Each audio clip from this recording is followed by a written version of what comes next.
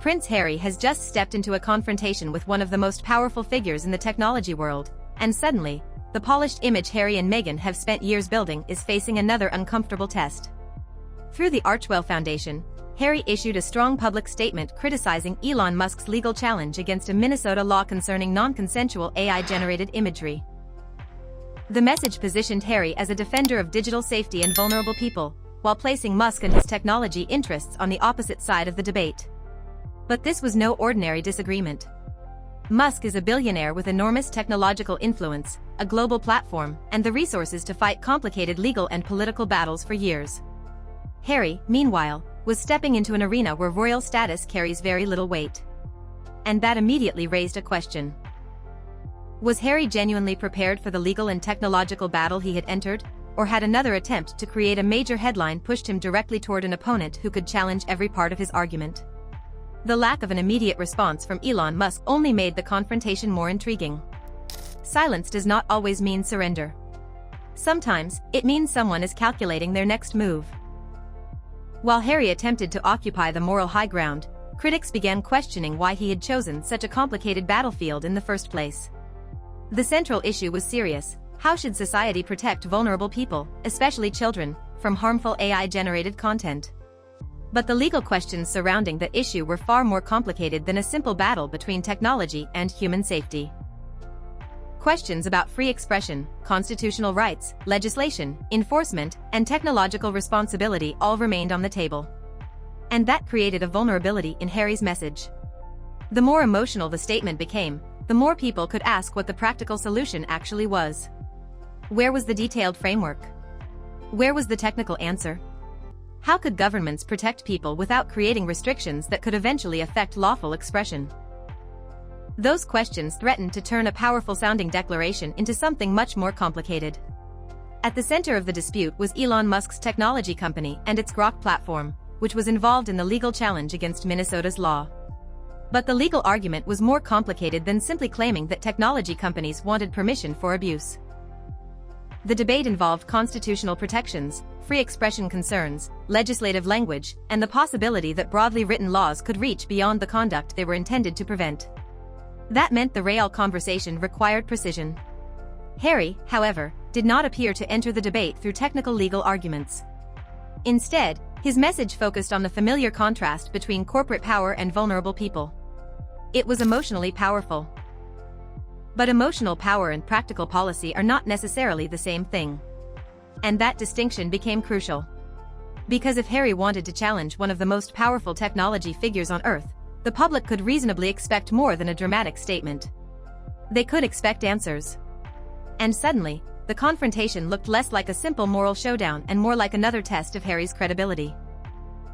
Then came the issue that could make the entire situation even more uncomfortable: privacy. Harry and Meghan have repeatedly spoken about personal boundaries, intrusive media attention, and the importance of protecting private life. Yet their own public story has frequently involved carefully controlled revelations about family experiences, relationships, conflicts, and personal struggles. That history has changed the way many people interpret their latest statements. Supporters may see advocacy. Critics may see contradiction. And once that perception takes hold, every new public statement receives a different level of scrutiny. Why demand stronger boundaries while publicly discussing intensely personal experiences? Why criticize invasive attention while also benefiting from global fascination with private family matters? These questions did not begin with Elon Musk. But this confrontation brought them back into the conversation. And then the larger pattern began to emerge. Harry and Meghan had entered California promising a new chapter, one built around independence, entertainment, philanthropy, and commercial success. But the road had not unfolded exactly as many expected. Podcast plans changed. Streaming projects faced setbacks.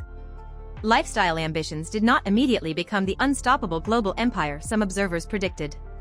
And that left another possible arena open: activism. If royal authority was no longer available, and Hollywood dominance remained difficult to establish, moral authority could become the next platform. Speak about technology. Speak about children. Challenge billionaires. Issue warnings about social media.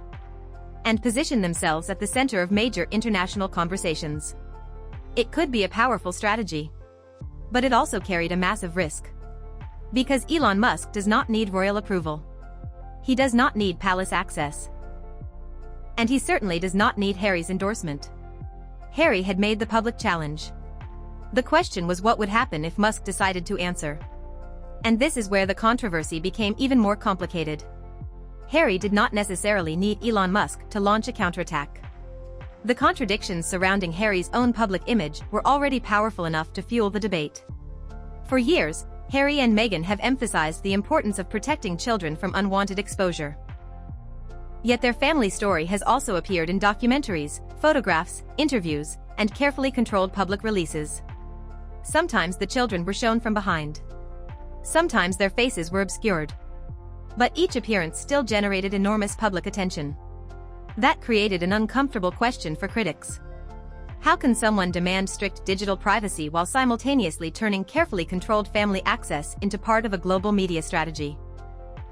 And the issue becomes even more complicated because Harry himself has revealed deeply personal information through interviews and his memoir, including private conversations and intimate family experiences. The result has been a pattern critics argue is difficult to reconcile. When the British press is blamed, attention moves toward the royal family. When the royal family becomes the focus, the legal system enters the discussion. And when those battles begin fading from the headlines, another target appears. Now, that target is Elon Musk and big tech. The financial pressure surrounding Harry's legal battles made the confrontation look even more significant. Harry has faced costly legal disputes, including the battle over his security arrangements, while other cases involving the media have created additional pressure. And that raises a larger question. Why repeatedly enter battles against institutions with enormous financial, legal, and technological resources?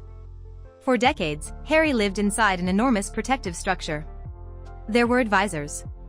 There were security teams. There were communications professionals. There were royal institutions designed to manage crises and absorb pressure. Outside that system, the rules were different. Personal conviction was not enough. A serious technology policy debate required evidence, expertise, legal precision, and workable proposals. And critics argued that Harry's statement offered the emotion, but not enough of the framework. Meanwhile, another royal storyline was developing quietly in the background. Prince William continued preparing for his future role, meeting international leaders and promoting initiatives such as the Earthshot Prize. King Charles, Queen Camilla, William, and Catherine continued carrying out royal duties. The monarchy had not collapsed after Harry and Meghan left. In fact, the institution continued moving forward. And that reality created another uncomfortable contrast. Harry had left the royal system seeking independence. But the royal system continued without him. There were also ongoing questions surrounding Harry's position as a counselor of state and the circumstances under which he could potentially be called upon to perform constitutional duties. That meant his relationship with the monarchy remained relevant even after his departure. And Meghan remained part of the wider conversation surrounding Harry's future and the future of the Sussex brand. Then came the latest confrontation. Elon Musk. If Harry hoped that challenging Musk would push him back into the center of global conversation, the strategy carried obvious risks. Silicon Valley does not operate according to royal tradition. Hollywood does not operate according to palace protocol. And major corporations tend to evaluate partnerships through results, reliability, influence, and commercial value. That creates a very different environment from the one Harry knew growing up. If influential executives saw Harry publicly attacking another powerful figure, some could wonder whether future partners might eventually become the next target.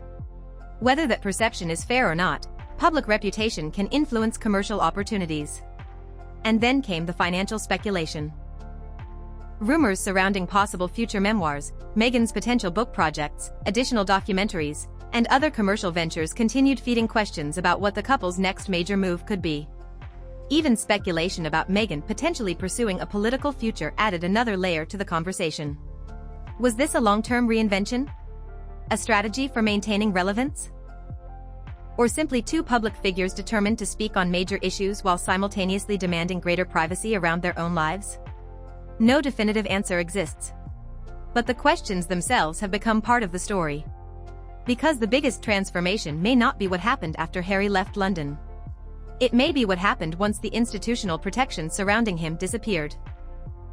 The prince who once benefited from an enormous royal communications machine was suddenly operating in a world where every statement could be dissected independently. Private conflicts became public revelations. Family disagreements became global headlines. Legal disputes became media events. And personal grievances became part of the entertainment cycle. Harry appeared to have gained the freedom he wanted. But freedom came with a price. Without the royal institution standing behind him, every decision became his responsibility. And now Elon Musk sits at the center of the latest confrontation. Harry has made his position clear. The debate over AI, privacy, free expression, and protection of vulnerable people is far bigger than one celebrity feud. But the real question surrounding Harry is much more personal. Did he enter this fight because he believed he could genuinely change the conversation? Or because he needed another major battle to put himself back at its center? And if Elon Musk decides to respond with the full force of his platform and resources, Harry may discover that challenging a billionaire in Silicon Valley is very different from challenging the institution he once left behind. The first move has already been made. Now everyone is waiting to see what comes next.